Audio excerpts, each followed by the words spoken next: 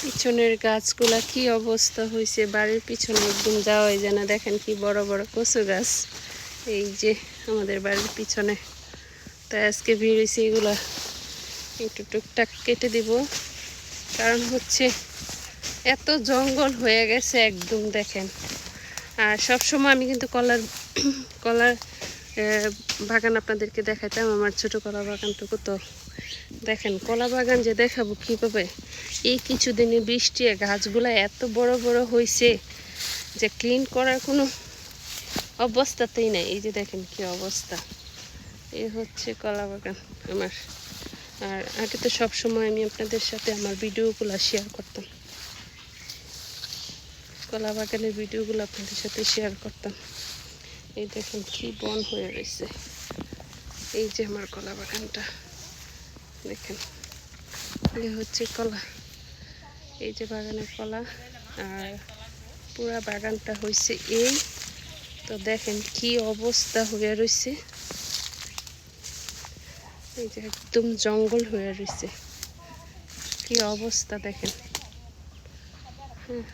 একসাথে যদি এতগুলা বাগান থাকে তাহলে তো মানে একসাথে যদি এতগুলা কলা গাছ থাকে তাহলে কলাগুলা গাছগুলো ততটা বড় হবে না, সুন্দরও হবে না। তাই আজকে এগুলো একটু পরিষ্কার করা হবে। এই যে এই হচ্ছে আমার মিনি কলা বাগান, আজকে এগুলো একটু ক্লিন করা হইব। দেখেন কি অবস্থা আমার কলা বাগানে, একদম আগাছা হয়ে জঙ্গল হয়ে আছে। এই যে আইসে আমার খালা, খালা আইসে। খালার আমরাই কিন্তু সবসময় এই কলা বাগানটা ক্লিন করে রাখি এবং ভালো কলাও ধরে। এই যে ছোট মিনি কলা বাগানটা, বাড়ির পিছনের ইয়েটা এতটা এমন হয়ে রয়েছে, মানে কি বলবো যে এই যে একদম জঙ্গল হয়ে আছে। এইগুলো আস্তে আস্তে পরিষ্কার করা হবে।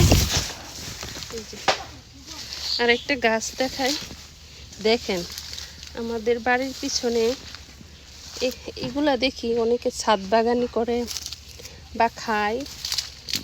আর আমাদের বাড়ির পিছনে এতটা মানে এগুলো হয়ে আছে যে খাওয়ার মনে লোক নাই এরকম।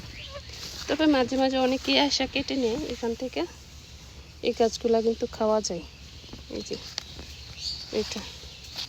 এটার গাছের নাম জানি কি, আপনারা আমাকে একটু কমেন্ট করে জানাবেন। আর কচু তো সবাই চিনেন। এই যে আর ওখানে হচ্ছে আমার ছোট্ট একটা ঘুড়ি আছে, ওখানের মধ্যে আমি কিছু সবজি লাগাই। এই জঙ্গলের জন্য এই সবজির বাগানে আমি যাইতেই পারতেছি না। তবে ইনশাল্লাহ যেহেতু বৃষ্টি যে রোদ এসেছে, আস্তে আস্তে কাজগুলো একদম পরিষ্কার করে রাখবো। সো গাইস, আমার চ্যানেলে যারা নতুন অবশ্যই আমার চ্যানেলটা সাবস্ক্রাইব করবেন, এবং অলরেডি যারা করে ফেলেছেন সবাইকে অনেক অনেক ধন্যবাদ আমার চ্যানেলে থাকার জন্য। থ্যাংক ইউ, ভালো থাকবেন। আসসালামু আলাইকুম।